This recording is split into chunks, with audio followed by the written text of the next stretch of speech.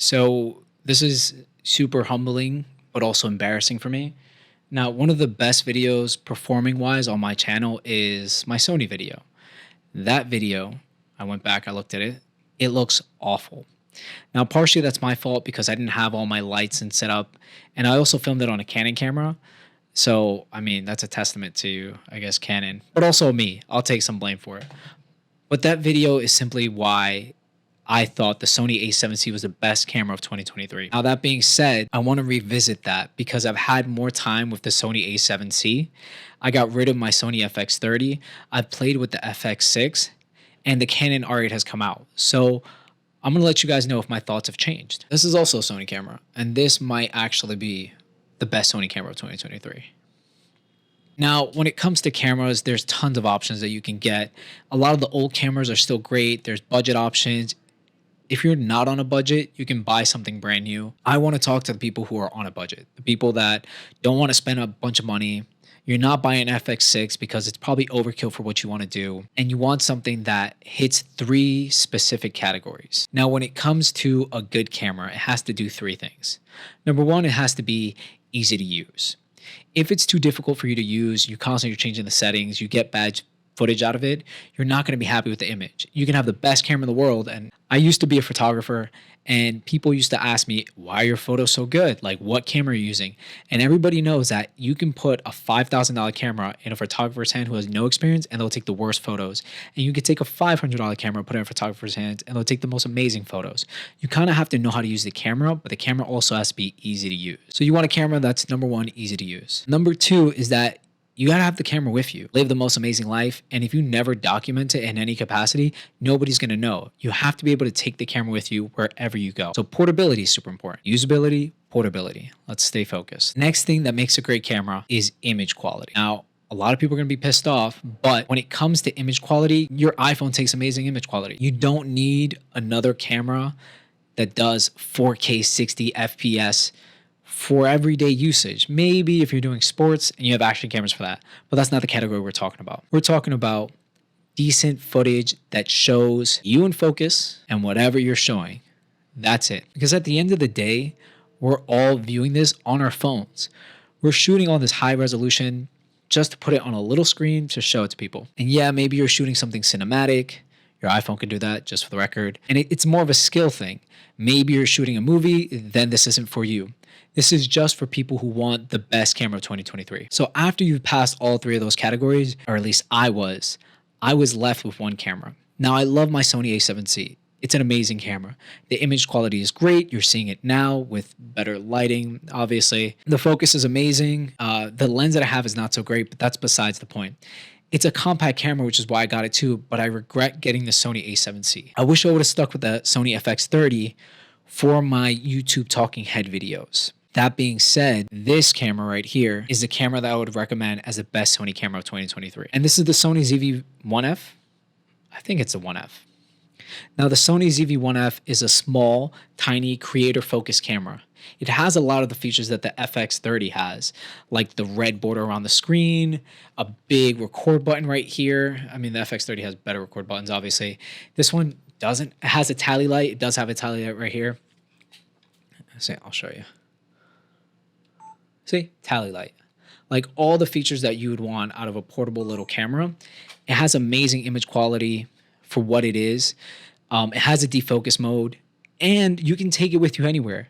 Now, I'm supposed to be vlogging. I haven't put out a vlog because I'm very particular about what I share on the internet. So eventually I'll put out a vlog, and this is the camera I'm going to do it with. This one has a headphone jack. It has USB-C, so I can charge it easily. These are just some of the specs.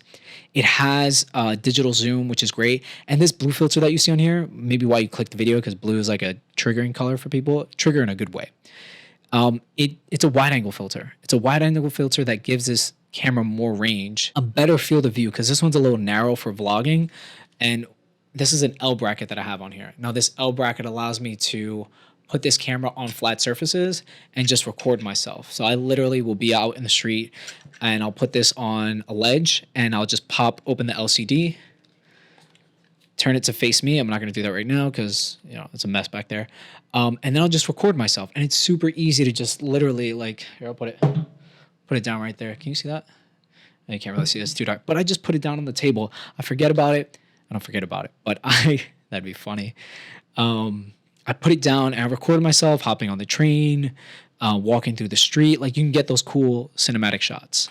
My screensaver just went off. So again, just for the record, nobody sent me these cameras. I bought all this equipment myself through trial and error and tested things out. If I can go back, I would keep the Sony FX30 as a talking head studio camera in the studio, right? Because it is a great camera, and the features and support the support that it's going to get, hopefully Sony continues to support the camera, because Sony's kind of iffy about it, is great. But if I just had to get one camera that did everything, I would get the Sony ZV-1F. Hands down. That's the best camera of 2023.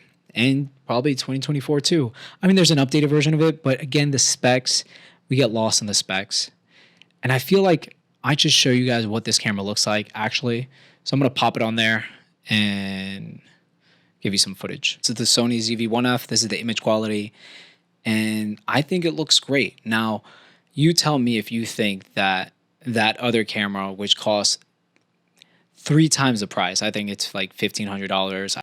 So before, what you were looking at was my Sony A7C, which I love, like I said, and this Cine lens, which is about $700 lens. So this is about, let's say, $2,500 with the camera, the SD card, the lens filter, the accessories, whatever. Let's say I dropped $2,500 on this just to have that image quality that you saw before. And I'm pretty sure that this one hasn't deterred you from watching my video. If it has, leave a comment. I might be wrong. I'm not perfect. But this camera right here, for a budget content creator, is amazing. And even if you're not a budget content creator, like, the size of that compared to this, lugging this around every day to shoot content wherever you are, or even in a studio. Like, I want the lightest, smallest setup that I can get. And the Sony ZV-1F kind of gives that. It's not intimidating either. If you're in the street recording, like, you just put that down. It's super simple. And I have the same accessories for this too. I have a bracket, that same wide angle filter, that blue one that you saw, like, that actually fits. This is what it is right here. This is my secret sauce, but it fits on here as well. I haven't put it on. I took it off because I want a tighter perspective, but this has a 20mm lens, 24. So in 2023, save yourself some money, save yourself some time, save yourself the headache. Just get a Sony ZV-1F, start shooting your content, appreciate the process, and know that you don't have to break the bank to become a content creator. So let's go back. Let's go back to the Sony A7C. Back on the Sony A7C, and as you can tell, there's definitely like a, let's say, quality difference. I mean, you're paying $2,500 more, but there's no $2,500 more better, content because of it. You're still going to watch my videos, whether I shoot with that camera or this camera, because again, it's the subject matter that's important. So that being said, I need you guys to do me a huge favor. I don't want to have that cringe video up forever. I hope this doesn't become like an internet meme and people just like blow it out of proportion, but help me get this video, this one right now, about the Sony ZV-1F. So yeah, stay tuned with those vlogs that I will be producing on the Sony ZV-1F in New York City. Because honestly, there's only one direction for this channel to go. I can't keep reviewing products for the rest of my life. I mean, I guess I could. If you have products that you want to send me, go for it. Especially video equipment. Vlog equipment? Video equipment. Anyway, let's not drag this out anymore. Like, subscribe, comment, all the YouTube things you're supposed to do. Especially on this video, so we bury the other cringe one. Thanks.